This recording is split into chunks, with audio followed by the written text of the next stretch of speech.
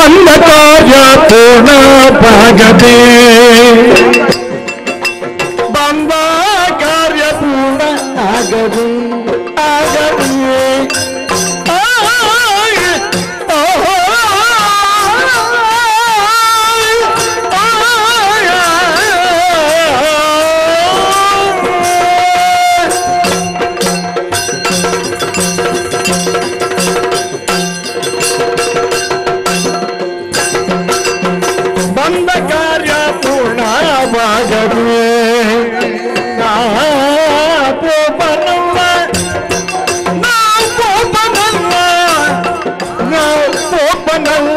ಇಂದು ನಿಮ್ಮ ಮುಂದೆ ನಿಲ್ಲದೆ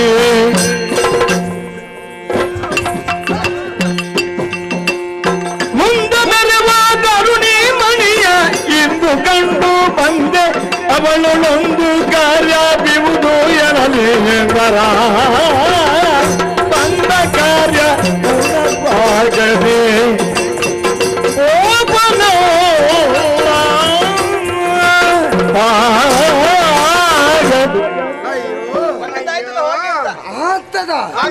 ಅಂತದೊಂದು ಕ್ರಮ ಉಂಟಾ?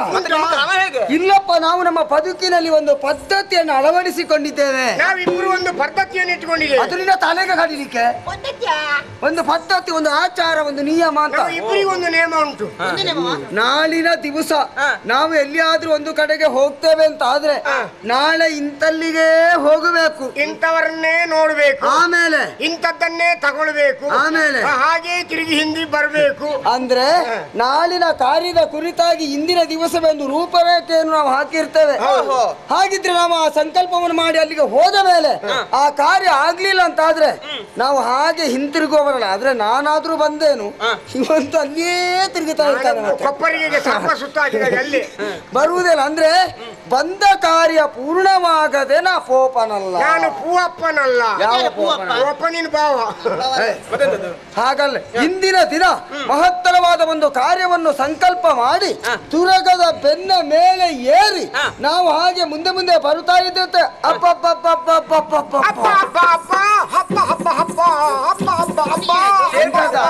ಅಪ್ಪಪ್ಪ ಆಶ್ಚರ್ಯದ ಉತ್ಕಾರ ಅದು. ಒಬ್ಬರಲ್ಲ ಇಬ್ಬರಲ್ಲ, ಅದೆಷ್ಟೋ ಮಂದಿ ನಾರಿ ಮಣಿಗಳು, ಎಷ್ಟು ನಾಯಿ ಮರಿಗಳು.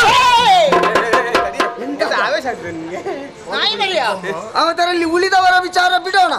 ಮುಂದೆ ಮೆರವ ಅಲ್ಲ ಹಿಂದೆ ಮೆರೆವ, ಮುಂದೆ ಮೆರವ ಅಲ್ಲ ಹಿಂದೆ ಮೆರೆವ, ಮುಂದೆ ಮೆರವ. ನೋಡಿ ಮಿತ್ರ, ಈ ವಿಚಾರದಲ್ಲಿ ನಿನಗೂ ನನಗೂ ಜಗಳ ಆದ್ರೂ ಅಡ್ಡಿಲ್ಲ. ಹಿಂದೆ ಹಿಂದೆ ಒಂದು ಕೆಲಸ ಮಾಡುವ, ಏನು? ನನಗೆ ಮುಂದೆ ನಿನಗೆ ಹಿಂದೆ. ಪಾಲಿ ಬಂದದ್ದು ಪಂಚಾಮೃತ. ಮುಂದೆ ಮೆರವ ತರುಣಿ ಮಣಿಯಲ್ಲಿ ಒಂದು ಸಣ್ಣ ಕೆಲಸ ಉಂಟು, ಅದಾದ್ರೆ ಮತ್ತೆ ಹೋಗಬೇಕಾಗಿ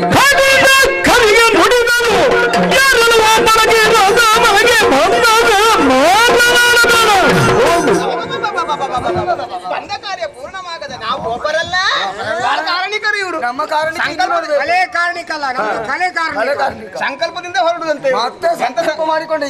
ಏನು ಅದಕ್ಕೊಂದು ಲೆಕ್ಕ ಅಂತ ಉಂಟಿಷ್ಟು ಎಲ್ಲ ಕುಳಿಂದ. ಅಯ್ಯೋ ಮಿತ್ರ, ನಾನು ಪುಳಿಂದ ಅಂತೆ. ಗಂಡು ಮಕ್ಕಳು ಯಾವತ್ತಾದ್ರೂ ಪುಳಿ ತಿಂದದ್ದುಂಟಾ? ಒಂದು ವೇಳೆ ತಿನ್ನುವುದಿದ್ರೆ ಹೆಣ್ಣು ಮಕ್ಕಳು ಮಾತ್ರ. ಮುಂದೊಂದು ದಿನ ನಿರೀಕ್ಷಿಸಿರಿ.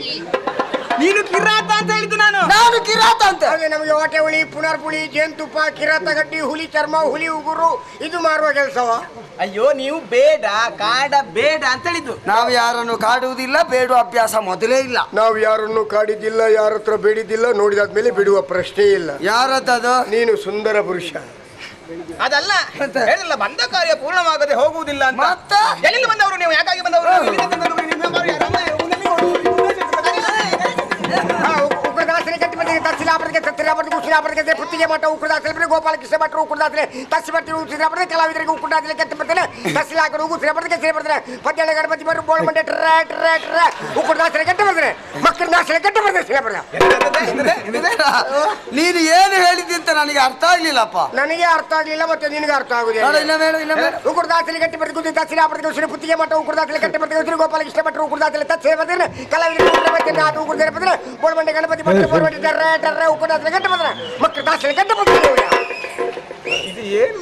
ಯಾವ ಭಾಷೆ ಇದು? ಅದ ತೋಡ್ ಮಾಡ್ಲಿಕ್ಕೆ ಬರ್ತಾರಲ್ಲ.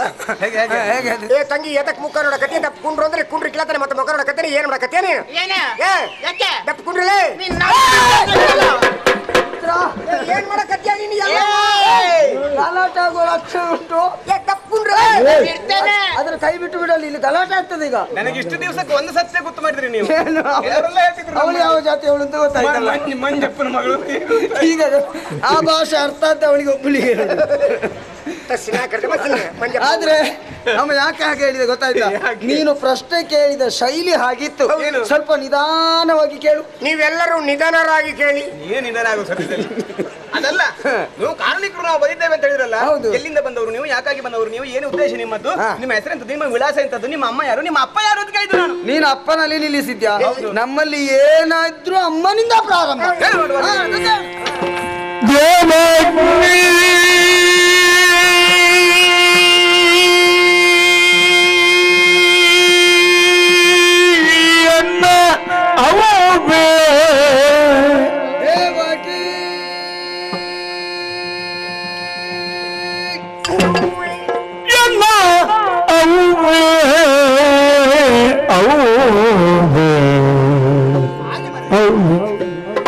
ಜನಕನು ಜೋರಿಯು ಜನಕನು ಜೋರಿಯು ಜನಕನು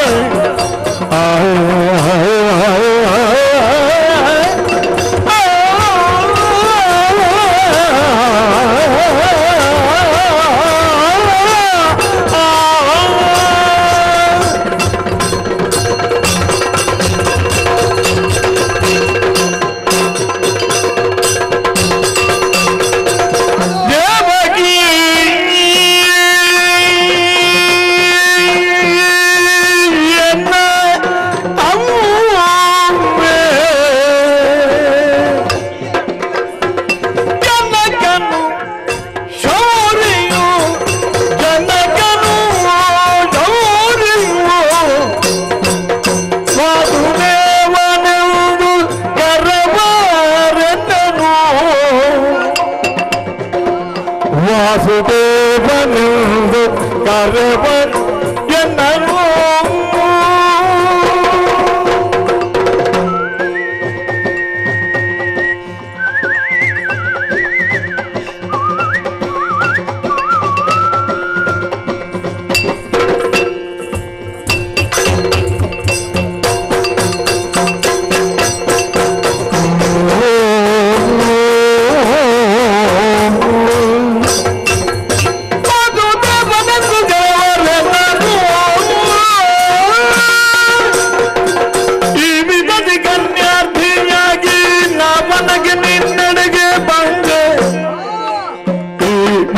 ಕನ್ಯಾತಿಯಾಗಿ ನಾವನಗೆ ನಿನ್ನಡೆಗೆ ಬಂದೆ ಬಾಬಕಿಯ ನೀನಾರೆನ್ನುವುದ ಸಮಾಧಾನದಿಂದ ಬೇಡು ಬಾಬಕಿಯ ನೀನಾರೆನ್ನುವುದ ಸಮಾಧಾನದಿಂದ ಬೇಕು ಬಾಬಕಿಯ ನೀನಾರೆನ್ನುವ ಸಮಾಧಾನದಿಂದ ಬೇಕು ಎನ್ನ ಔವೇ ಜನಕನು ಚೌರಿಗೋ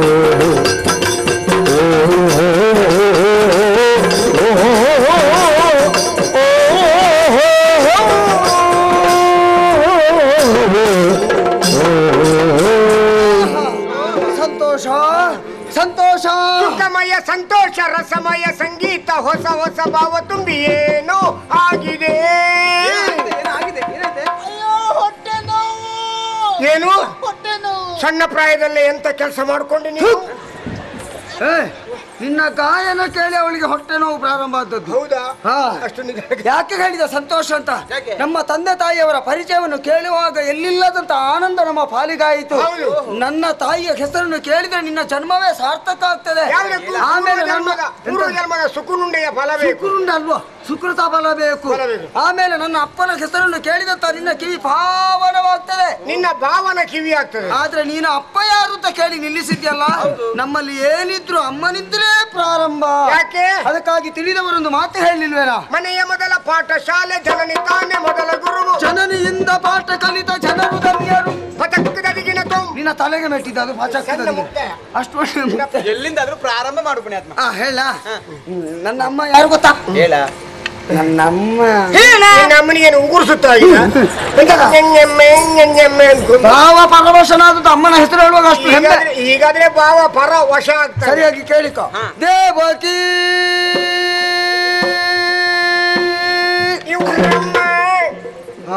ಅದನ್ನು ಕೀ ಅಷ್ಟು ದೇವಕಿ ಎಂಬುದಾಗಿ ನನ್ನ ಅಮ್ಮನ ಹೆಸರು.